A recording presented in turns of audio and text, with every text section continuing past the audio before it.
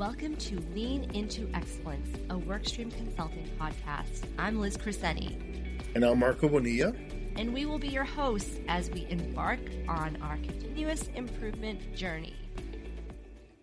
Today, we're excited to welcome Eric Alexander. Eric has spent more than 4 decades in finance and executive leadership, including serving as Chief Financial Officer of Happy State Bank, where he helped lead the organization through an incredible period of growth. Today, Eric is the founder of 6 Arrows Consulting, where he coaches executives, develops leaders, and helps organizations build cultures rooted in trust, accountability, and long-term success. He's also the host of the Steward Leaders podcast and the author of the new book, Stewardship Leadership for Sticking Accountants. Now, don't let the title fool you. While this book is written through the lens of a finance leadership, its message is universal. It's really about what it means to lead with humility, serve others well, build organizations that last, and create systems that don't depend on heroes to succeed. Eric, we're thrilled to have you on Lean Into Excellence. Welcome to the show. Liz, Marco, I'm excited about this. If the conversation here goes anything like the pre-conversation, we're all in for a treat. Oh, we are. So I'd love to start at the beginning because your book that's out, it's not just about accounting, it's about leadership. So what inspired you to write Stewardship Leadership for Stinking Accountants? Okay, what inspired me to write it? And then maybe I'll also talk a little bit about the title because some people stumble over that a little bit. So my career has been finance and finance leadership for a big chunk of that. And 40 years of finance, 20 of those years in 2 different CFO seats. In both instances, helped sell the business out from under me, make me redundant. The second time when that happened, 4 years ago, somebody suggested, Eric, have you thought about, would you like to go consult and do something different? I love my work. I was reasonably good at it, good enough that people kept hiring me to do it. But what really lights me up is helping develop leaders. And so I thought, yes, this would be really fun. So I started a one-person shop, leadership development with a focus on stewardship, doing coaching, leadership workshops, strategic planning, the occasional special project. And then after teaching a course on the role of the CFO, I thought this ought to be a book. It's about leadership in the finance world. It's not, there are a whole lot of finance books. There's a whole lot of leadership books out there, but this is about the intersection. And frankly, I've not seen anything quite like it, especially with the emphasis on stewardship that it has. So the birth was out of teaching a course on it and then saying, let's do an expanded version. And you want me to tell you a little bit about the title? Yes, I love the title. It's very catchy and it's not a boring, you look at it and you're like, oh, this could be something. Yes. Okay. Well, thank you. That's part of the point. It's really serving 2 purposes. One is to get your attention. Who would do this in a title? Insult your audience. Well, first of all, it's not really an insult. The name came from a CEO who called me the stinking accountant. And for people in different cultures, that can sound kind of weird.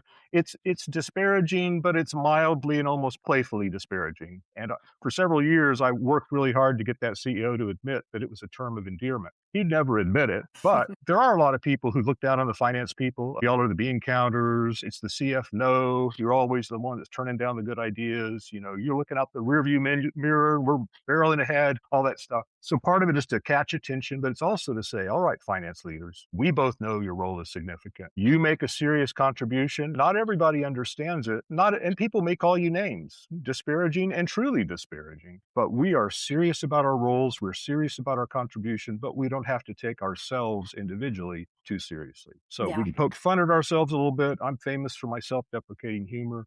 I honor and respect the finance leaders. This is for them. So that's where the name came from. And I forget what the other question was you had for me. I already forget too, but one thing I've already forgotten myself. Oh, wait, here's what I was going to tell you. Go ahead. I've been published in the Financial Management magazine, the AICPA. It's a CPA international organization that has finance magazines. I've done several articles for them. It's UK based. And I was talking with the editor in the UK, in London, about it. And he said, frankly, Eric, we find this title a little bit off-putting. So you're like, it's working. So it's catching. I had to explain, look, I'm not really insulting your whole audience. I'm just acknowledging in a playful way and also trying to grab attention to some of the realities about the profession. Yeah, exactly. I have to tell you that at least here in the Northeast, that's a really soft title. We can use it to, we can crank it up more if you want. Crank it up. Well, I know, but I didn't want people to have to put brown wrappers around it or something. Parental guidance on it. Yeah. Yeah. That's He so right. wants funny. to have it a little bit easily accessible to his That's right. audience. I'm Yeah. not expecting my grandkids to read it, but I would want it to be appropriate for it to be on their reading list. But that Yes. language ends at the title, right? There's nothing that continues into the book that's very controversial, I hope. Well, there's nothing. There is a ongoing. In the introduction, I explain what I just talked through. Here's why I'm Mhm. calling you names. Okay, and then I do acknowledge along the way is one of the challenges of the role. People don't always understand or appreciate. That's okay. Let's Yeah. make sure we are not inadvertently and unhelpfully contributing to those stereotypes. Let's make a really strong contribution, but we don't have to take ourselves too seriously. Yeah. I think from a Yeah. marketing perspective, you did a really good job. Again, My publisher's been laughing about it too. So Yeah. as they should. It's great. Now, how does stewardship differ from traditional leadership models? that's a fascinating question. So I want to think about it. Try to think about it maybe in two different ways. Yeah. There's a really helpful resource, Stephen Covey. Okay, there's the Stephen R. Covey, The 7 Habits. He's passed. Mhm. The 7 Habits, very influential. His son, Stephen M. R. Covey, has written a book. I think it came out maybe 20 years ago, and I discovered like 15 years ago, The Speed of Trust. That's been really influential in my life, in my business, how I coach, how I teach, and it's prominent in my book. He and a co-author, David Casperson, came up with a next book called Trust and Inspire. Okay, so that's kind of all the setup. When they talk about leadership models, they really frame it as the difference between trust and inspire as a leader versus command and control. Now, I want to be really careful because there's continuums of both, and there are places where what can feel like a heavy-handed command and control is actually necessary. Some of our pre-talk before we started recording, Marco and I were talking a little bit about the military. I have sons and daughters-in-law who were in the Army, and there's this sense of when people are firing at you, it's not the time for us to get in a circle and have a kumbaya moment. You've got to, but there's also a mindset of I'm the boss, you do what I want because I'm the boss. It's all about me. Okay, so in a sense, when you compare those two different models, and I like the Covey framework for thinking about that's really helpful. Stewardship leadership is really more in the trust and inspire, but with an acknowledgement that there can be times where some command and control elements can be helpful depending on the circumstances. Now, another way to think about it, when I think about some of the writers and thinkers who've been most influential in my life thinking about leadership, Peter Drucker, John Maxwell, Robert Gates, others, also quote extensively from them in the book. Stewardship is two things related to a lot of those other really healthy leadership models. It's both maybe an unacknowledged underpinning. When you understand what stewardship is, Drucker may not ever use the term, but it's there. John Maxwell may not ever use the term, although I think he does here and there, but the thoughts and the principles are there, even if they aren't called that. So it's both a foundation of effective leadership however we define it. And it's a wrapper of our mindset and practices around whatever leadership models we're seeking to follow. Yeah, I love the whole concept. I hadn't heard the term in that way in a long time, but it's exactly that. And you and I were talking before that, when you met a leader that is not just thinking about the mission, but is thinking about the people under the four walls and the ceiling, right? Because companies, I always tell my students, companies are more than just the building, right? Or the name. Yes, right. It's the individuals, the culture inside. So you've had leaders, we've all had leaders that we say, you know what? I get what they're doing, but it's just not connecting, right? Or that trust level, we're going to do what they want, but we're not, gung-ho. We're not moving in the same direction at the same speed they are, right? Right. Yeah. So it's interesting. It's an interesting concept or a way you're leveraging it because it does make a difference on the person's psyche, right? It really does. As you hit a key part there. The psyche, the mindset is really one of my focuses. And let me back up and say this too. When I started doing my consulting work, launched my own endeavor, and said I want to work on leadership, I did not set out to focus on stewardship. It was more a matter of, as I started talking about it with people, stewardship became a natural thing to talk about. A lot of it's coming out of my Christian faith with application there, but it's applicable. My goodness, it's applicable in business and leadership in any role. And it's not that I always did it brilliantly or that I always was self-consciously stewarding when I was leading. It's more when I reflect back, I realize when I was thinking like a steward and living like a steward, that's when my leadership was most effective. And it might help here if I unpack just for a minute. The key elements of stewardship in my mind. Okay, I'm the steward. Something has been entrusted to me. a bundle of things have been entrusted to me. I am responsible for those. And somebody did the I'm gesticulating here because in my mind it's a diagram. It's kind of a structure. Somebody has entrusted me with those, and I am accountable to that somebody or those somebodies. It's probably several. And fundamentally, it's not about me. Now, I'm part of it. It's about me in the sense that I'm the steward in the middle of the whole thing, but it's not about me in terms of my motivation and the primary benefit of my actions. And practically that shows up in a lot of ways. It shows up in paying attention to the short term in terms of the long term. Often, somebody that's not a steward will be making short-term decisions for their own benefit maximizing. A steward says, what is good for the long term? Sometimes it's the really long term. What will make the organization stronger when I'm gone? What will make the leaders I'm helping train now be stronger? The success of my leadership will, to a great extent, be determined by the strength of the leaders that the current leaders I'm leading are training. It's this passing on. It's this long horizon. And then another part of it that's really significant, it's not about me, is I do the hard things. If it's about me, I avoid the hard things, unless I'm doing a hard thing because it benefits me. But I have the hard conversations. I make the hard decisions. I do the hard things because it's right, because I am stewarding on behalf of others. Right.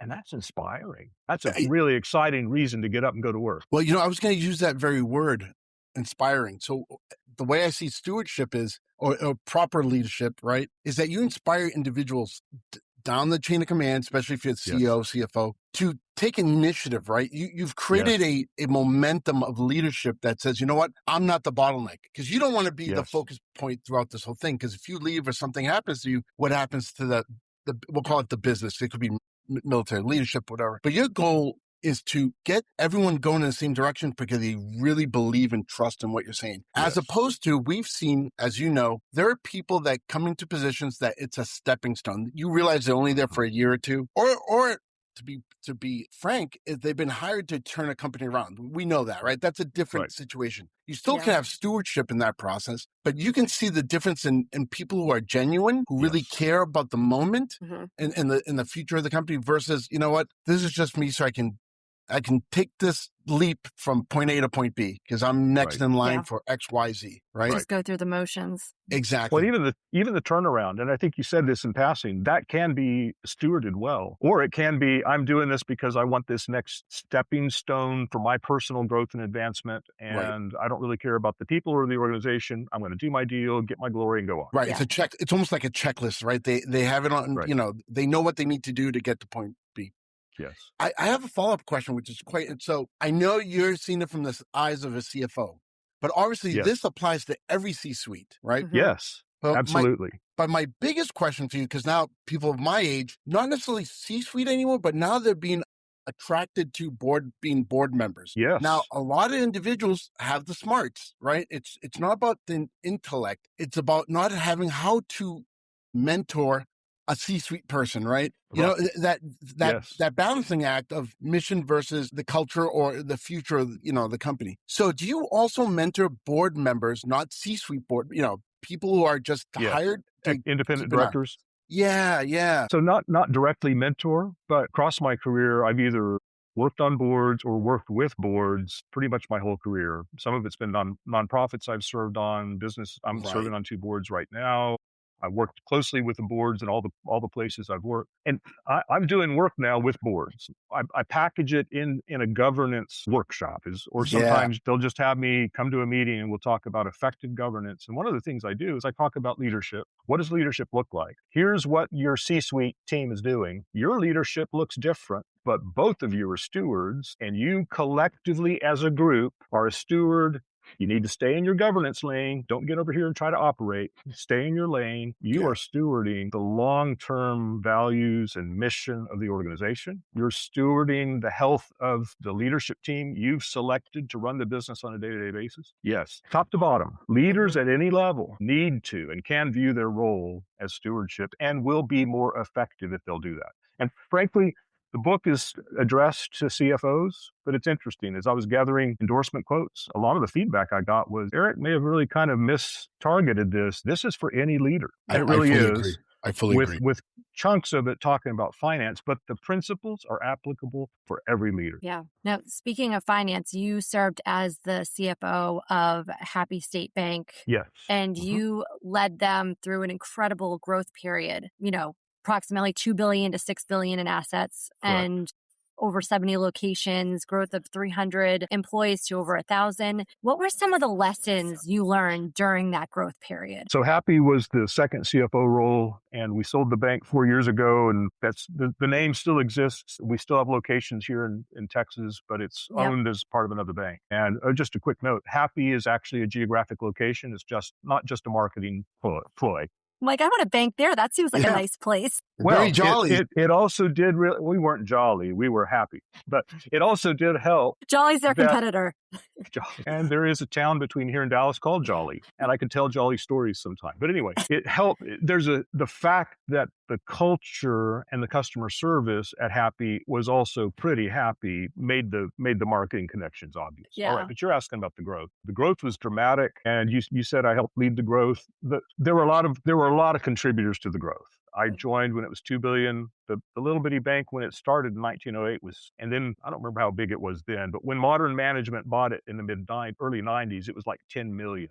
So it had grown dramatically. Yeah. Now, one of the reasons they brought me on board, and even going from 2 billion to 6 billion in a 10-year period, that's a lot of growth, was part of building out the infrastructure and all the support functions for the next stages of growth, and learned some lessons along the way. And we were pretty intentional in all of our functions, but of course I was responsible for finance and did some things with my team to get in front of the growth. In some areas, we were still maybe thinking and had systems for a bank that was maybe a quarter of our size, because the growth just comes, and sometimes it's hard for the infrastructure, the people, the processes, the platforms to keep up. Yeah. So early on in my tenure as CFO, I pulled the team together and said, this growth's not going to stop. We need to be deliberate about maturing and growing our infrastructure, our people, our processes, our platforms, all our systems, all of them together, all of them as they connect, where we can stay ahead of, just a little bit ahead of, the growth in size and growth in complexity of the bank, because we were doing both. We were getting bigger and we were getting more complex. And if we didn't do that, the alternative was we would continually and increasingly be relying on the heroics of dedicated people. Now, that phrase isn't the original with me. I don't remember where I first heard it, but when I heard it, it really resonated. And I was one of those dedicated people, and I had dedicated people all around me who would do the heroic thing. But if we relied on them, instead of developing systematically the infrastructure, the finance, the HR, the IT, all the other supporting functions, the facilities, all the stuff to support the front line, we would drown, we would burn out our best people, we would put them at risk personally, and we were putting the bank at risk. So we were very intentional, and fits and starts, and maybe some areas more successfully than others, but we were intentional. And it was a stewardship matter, even though I didn't call it that at the time. Yeah. We are preparing for the longer term. If we don't, I'm not leading well now. You just it's scratched an itch I was trying to get to, and you kind of softball pitched it to me. You're welcome. Thank you. Well, don't thank me until I ask the question. Okay. What's he on? So one of the things, as we know, and I'm going to say leadership for now. Leadership is one of those things that if you have leadership at $10 million company, it's not necessarily the same leadership you want at $10 billion company, right? Leadership doesn't necessarily grow with the business. We know that people get pulled in and out, but stewardship seems to be something that could outlast that or outperform leadership in that way. What we call traditional, what you separate leadership from stewardship, right? And we've seen this, companies that have a $10 million revenue is not the same company when you go to $2 billion, right? And those people get pulled in and out because they just can't grow with it. But I would assume from a stewardship perspective, if you have people who are truly stewards, they can grow with that growth of the business. So a couple of thoughts on that. I agree. Stewardship is applicable for any leader at any level. It's also applicable all the way down to our frontline people. So it does not have a boundary where it becomes irrelevant. Correct. In fact, the more consequential the stakes, the more relevant it is. I think in a sense, the essentials of leadership are also similar at 10 billion or 1 million. Every leader needs to provide direction, make sure there's direction for the team, drive execution, ensure accountability, communicate really well, and be aware of that person's influence on the entire environment around them. I think that's true at any level. And I'm giving you those 5 because that's how I condense it down in the book. Right. And so stewardship wraps around that and provides motivations for all of it. Stewardship by itself doesn't ensure that the CFO that can do the job for a $400 million bank will be the same one to do the job at a $6 billion bank, because I may need a different set of capabilities. I need the ability to lead a larger team. We may be in a more complex environment. We might have gone public, where now I have a totally new environment for interacting with my shareholder base. I may not be this bright leader at a different level. Part of stewardship, frankly, making those hard decisions and it not being about me, is for me to say, boss, we need to find somebody else for my role. I'm not the right one to take us from 6 billion to 20 billion. That's a real mark of humility and awareness. And a wise boss would then say, let's find another role. I don't want to lose you. Let's find another role where you can still make the contribution we need. But your humility, your stewardship mindset there protects you from being a Peter Principle example, and from us limiting the bank. Because this is one of the things I talk about in infrastructure. As the infrastructure matures, we mature our processes, our platforms, and our people. And the people who got you here may not be the ones that will take you on. Yeah, that's being true with self-aware. Your internal people and with your external resources too. You make a great point about being self-aware. So I was going to ask you, how many people come to you because they've been voluntold to come to you, versus how many people are self-aware, says, you know what, I know that I need to improve my skill set, whatever that may be, right? So you mean in my leadership coaching, my executive coaching? Yes. There's always a mix of how much is, people come for a variety of reasons. And I also make sure that at least 3 parties are in agreement for proceeding with the engagement. I need to be comfortable. The person I'll be working with needs to be comfortable, and the company needs to be comfortable. They'll pay the bill for it. So the boss, the person to be coached. And so sometimes it's, hey, I've got some things I need to work on, or the company says, hey, we've got some things we know you need to work on. And sometimes it's, we want to help accelerate your growth. And even then, there's still stuff to work on. Mm-hmm. Me too. So there's generally a mix of, let's build on your strengths. Let's look for your debilitating weaknesses and how do we mitigate those. Self-awareness, again, is a big part of it. But I am also curious, we're looking at a moment in time. You have all this experience. Stewardness is obviously an essential key to your success and others people's success. But at what point throughout your career said, you know what, because you're going through the ranks with other people of your same caliber or age, and you realize there's something different or missing, or you said, I want to be more like that? Did you have a mentor that said, you know what, Eric, your leadership skills are good, but you're missing that refinement or that extra, I shouldn't say humility, or that connection to the people you're leading, right? At what point do you realize, you know what, there's something, I don't want to be like that person, or I do, or, So there are a couple of things. There have definitely been cases of, I see an example, a good example. Yes, I want to learn from that. Now, sometimes there's personality mixes of, I will never be a brilliant extroverted like some of the people I've worked with. I just, I'm not going to try to put on somebody else's personality, but I can learn from their practices. There have been other instances of, I'll see leadership behavior and think, ooh, I don't want to do that. I hope I'm not doing that. I hope my people will tell me if I start to do that. So part of it has been observing. And then I've been informally coached by leaders and people around me through the years of, Eric, I see this. And generally it's been encouragement. Eric, I like this. Let's keep growing in this. Frankly, 30-year-old Eric would have really benefited from having 62-year-old Eric as a coach, or somebody like me who would sit in the role of a confidant, coach, mentor to help me think about and help solve problems and deal with things I needed to grow with. I identified the things to grow in by stubbing my toe or falling on my face and doing a debrief. What should I have done differently there? There's nothing wrong with that, right? We all go through it, and as long as we learn from it. I've done plenty of it. Self-reflecting is very important. Yes. Sometimes my self-reflecting is, I should have self-reflected on that. I need to self-reflect more often. Yes. I should think about that. Yeah. So kind of shifting gears, stewardship versus ownership. What is the difference between being an owner and then being a steward? Love that question. Sometimes we will hold out ownership as kind of the pinnacle of what we want for our folks inside the organization. You need to think like an owner. The two places where I served as CFO were not public, they were privately held, and we had employee stock ownership plans. And part of it was to let the people participate in the success of the business. And also, before the bank, the other one I was at, the president would say, you will think differently about this because you own a piece of it. And he said, for instance, who here ever takes their rental car to the car wash on the way back to the airport? You're just renting that puppy. If you own it, you treat it differently. Yeah. And he's right.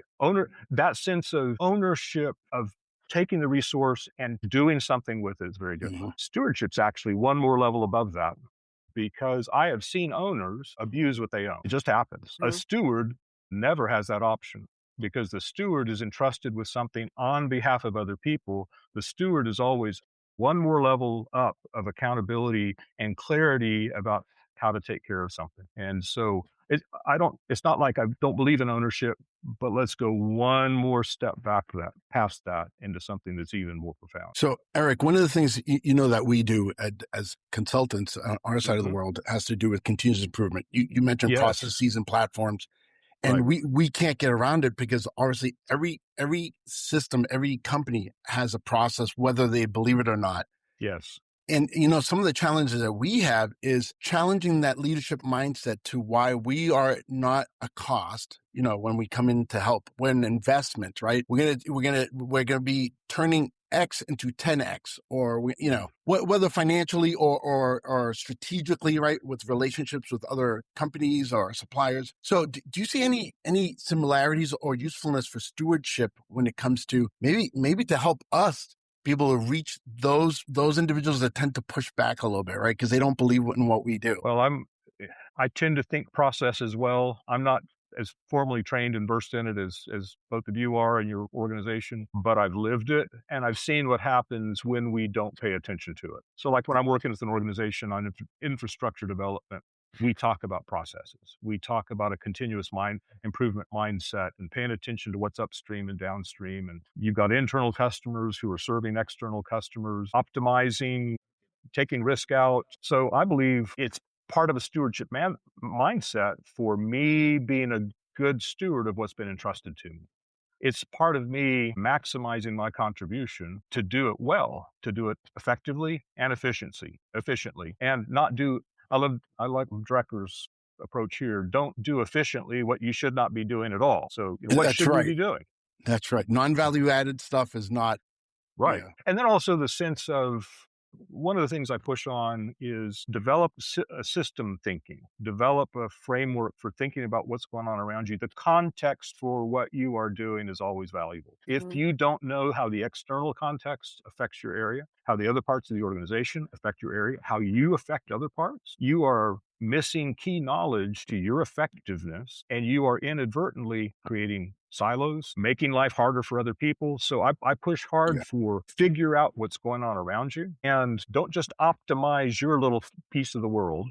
That's right. Again, holistically, another Drucker part. Right. Optimize for the system. Don't optimize for your thing. Do what's best for the whole. That's great, because in our world, and I don't know if you hear this a lot, and you probably did experience it, but in our world, one thing we hate doing is pointing fingers at people. Most people go to work. Most people, there's always exceptions, go to work and they want to be value added. They want to feel like they've made a difference. And pointing fingers, and this is a poor habit of some individuals at all levels, instead of looking at processes, why is that person in such a bad situation? Or why did this person have the ability to cause? It wasn't their fault. What is it that we can do better with the process to eliminate these mistakes, mistake proofing, as we call it, right? So I always wonder, if you run into a lot of people say, you know what, and you probably have in your career, we always have, that just love to point fingers. As soon as something happens, it was so-and-so's fault, or certain department's fault, or, so I'm wondering from your perspective. A couple of thoughts. A blame mindset is not helpful. A clarity about accountability mindset is very helpful. And I want to come back to that in a minute, but I can envision times where the person may be the problem. And if we design the process around that person, we have now done something inefficient to try to compensate for somebody that shouldn't even be in that seat. That's right. Yeah. So part of me as a steward leader is Part of me as a steward is, if that's me, I need to get my act together, or I need to go find a different role. As a steward leader of that person, it may be this person needs clearer expectations, needs some motivation, needs some direction, needs some training. I need to start by saying, how I contributed to the situation? How can I help fix it? Instead of saying, well, Joe down in payables, he's just stupid and we're having to design the system around him. That doesn't help anybody. It may be that Joe needs to move to purchasing, or may need to move to the janitorial staff, or may need to be in sales. Find the right spot for Joe. So yes, that's why when I talk about infrastructure, it's not just the processes, not just the platforms. Those are run by people. And so the people also need to be growing and developed as well. Now, I want to come back to the blame versus clarity about accountability. One of my favorite things, and Marco, with your military background, you've done this. My son did it in the Army. My sons did it in the Army. The after-action review. There's an engagement, and you follow up afterwards. How did it go? We called them debriefs. Sometimes they're called postmortems or whatever. I believe in those. We made it a regular part of our finance processes in two instances. A material process that was significant and ran not super frequently, like our quarterly closing the books and writing the financials. That was a big process involving 15, 20 people over a condensed time frame. We would meet ahead of time, get clarity about expectations, and we'd follow up afterwards. And it was never about blame. It was always about what went well and what can we do better. Now, in some instances, the what could have gone better is I forgot a step. I am a person who dropped a step. Okay. And it's not, Eric, stop that. It's, what do we need to do to help make sure that doesn't happen again? Correct. And we would also do it when we were doing a significant transaction, a system conversion, a merger, an acquisition, things like that. We would debrief. What can we learn? What can we learn? What can we learn? There are instances, and that's why I put this in air quotes. People won't be able to see my fingers. There are people involved, again, was trying to stay away from the blame game, but that sabotage, they just not constructive, deconstructive. I'm not sure if that's the right word, but they just sabotage the process. They just not meant to be. And that's the other part of leadership that always frustrates me, where they pass the buck, They wait till the end of year review when this individual needs to be addressed, whatever that means well before that, right? It's almost like we need a moment in time, that like a milestone, to be told that we can do as a leader what we need to do, right? And I think as stewardship, we need to think about the whole. Yes, we think about the individuals, but you get to a point where you know what you know, and as a steward of the company, in the care of the other individuals, you need to cut out that piece of the bad apple, right? Yes. There's always a humane way to do it. There are always appropriate considerations. It will always feel to the other people, unless something egregious happens and the axe falls in the moment. It'll always feel to the rest of the team like, why are you putting up with this, when they may not be aware of the coaching and the challenging that's going on in the background. Yeah.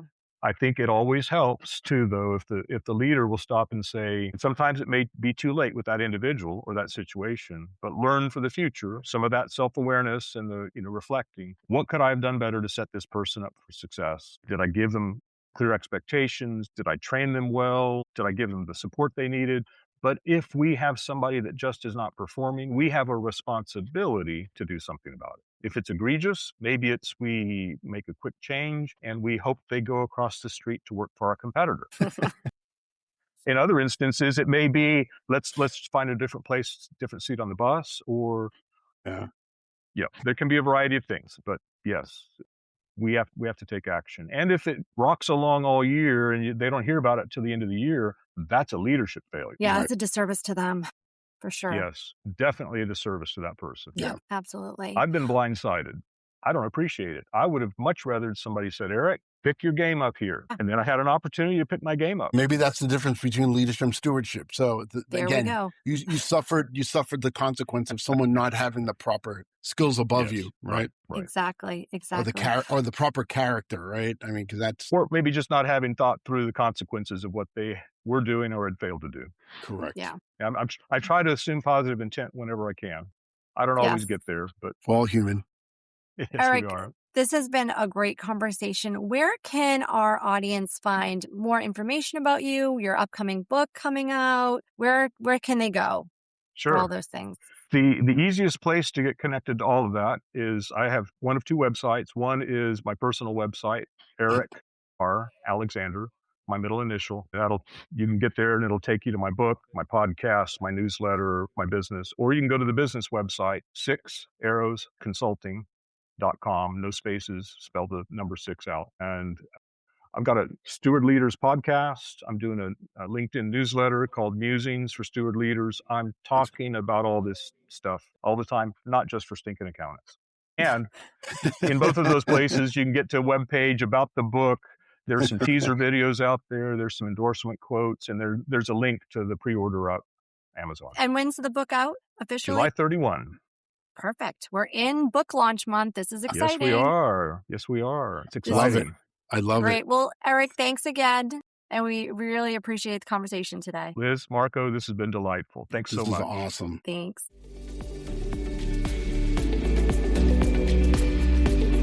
Ready to take your problem-solving skills to the next level? Join Workstream Consulting's Lean Six Sigma Greenbelt Accelerator, a live, instructor-led program designed for busy professionals. Learn from experienced master black belts. Apply Lean Six Sigma directly to your day-to-day work and earn your Green Belt certification while creating real impact in your organization. With flexible scheduling, personalized coaching, and practical application every step of the way, this isn't just another online course. It's a career accelerator. Visit WorkstreamConsulting.com to reserve your seat today.